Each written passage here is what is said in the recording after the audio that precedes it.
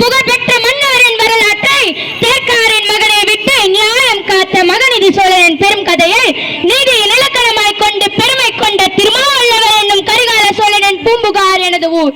பெருவணிக மாசாக்குவானின் மருமகள் கோவலனின் மனைவி என் பேர் கண்ணகி. அறவழியில் செல்லாத கொற்கை நகர மன்னனே என் கணவனா கல்வன். என் சிலம்பை விட்டு அதில் வரும் பணத்தை கொண்டு வணிகம் துவங்கவே என் சிலம்பை விற்க வந்தார். என் சிலம்பில் இருப்பவை